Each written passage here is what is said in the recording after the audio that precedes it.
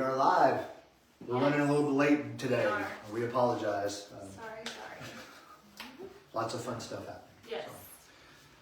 So. All right. Too much. This week for Heart Month. Heart Month, yeah. Yes. We're going to talk about our NMR further cardiac testing, the panel that we offer here in the office, and the importance of seeing those values versus just going with a standard lipid panel. So a lot of times whenever we talk about heart labs, people immediately say, well, that's my total cholesterol and my HDL and my LDL. And I think there's a little bit kind of in the media recently about how kind of, not necessarily controversial those labs are, but what do they actually mean, you know? Yeah. And there's definitely some controversy about how to treat them or when they should be treated. So we've learned through the last couple of years of research that it's not necessarily those numbers, but it's the breakdown of those numbers is what's important. Yes, and so this panel is really great because I get this a lot. You know, people are concerned. They're like, well, you see it like this. I have that family history of cholesterol issues. I'm eating the carnivore diet now, and I'm having this large spike in my lipid panel.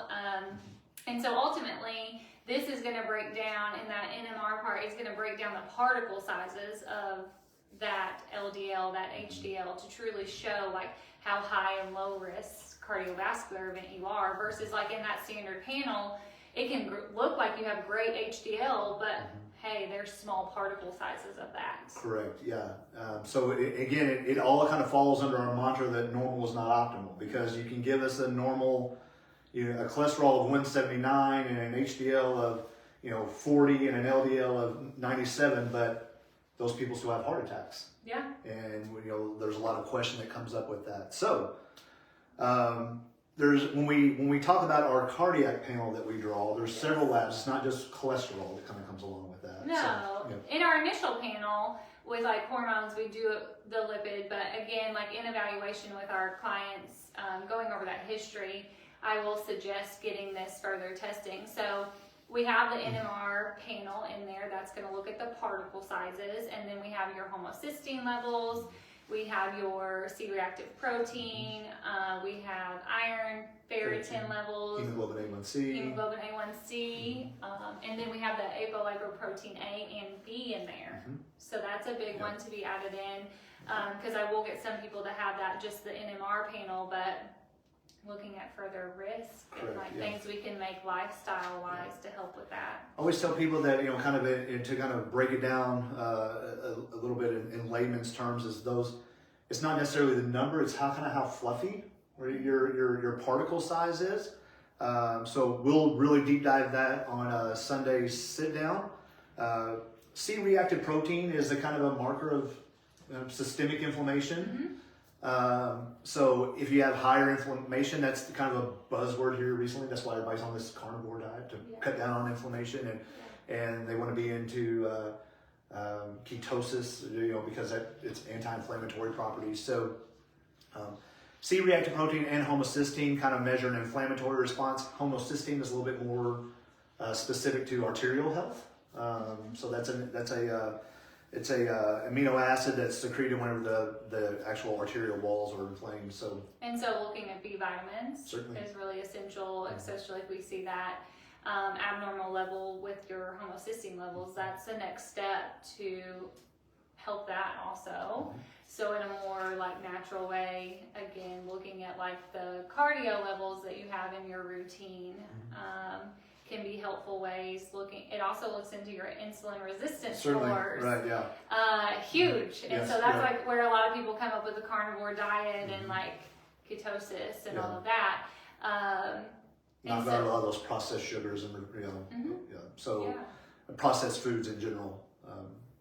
Hemoglobin A1C is another one. Hemoglobin A1C is a better marker for kind of metabolic health. It kind of gives us a 3-month average of what your blood glucose has been. And adding in insulin levels would be ideal with that also. Seeing those fasting insulin levels can be helpful with monitoring that. Then you have your iron, ferritin levels, which making sure that that's in order can help with all of that. So it is a great panel to further assess how high and low risk you are, because we're kind of limited when we look at that basic lipid panel, and that is unfortunately what we get in standard care anymore, is just looking at it that way. So you really need to know, are those large particles of those, are they small? And that testing is what you really, and I advise, if you have any cardiac like family history, you're concerned at all, automatically just get that. We have that here. You don't have to have an appointment. You can walk in, just make sure you're fasting for that. I mean, that's the biggest thing. Supplements. Supplements we have here supplements that we can help with that. Again, Jessica mentioned B vitamins, folic acid, a lot of those things, fish oils. Red yeast. Right, yeah. So a lot of those things will help with this kind of chronic inflammatory process that we have going on. That can set us up for big bad heart things, you know. Yes. So anyway, February is Heart Month. That's what we wanted to kind of highlight this. But you don't have to have an appointment. You don't have to have an appointment. In. Yep. Even if that's the only thing you're interested in. I mean, at least kind of get that so right. you can. We really want to start highlighting a lot of the other services that we offer here. It seems to be it gets kind of swallowed up by a lot of the hormone stuff that we do, but we do a lot of things, anything to optimize your life. So, yes, and definitely an optimized cardiac panel optimizes you. So, all right. Well, come visit us. Yeah, like and subscribe to our YouTube channel. Yes. Andy will get on us. All right. All right. Have a great day. Have a great weekend.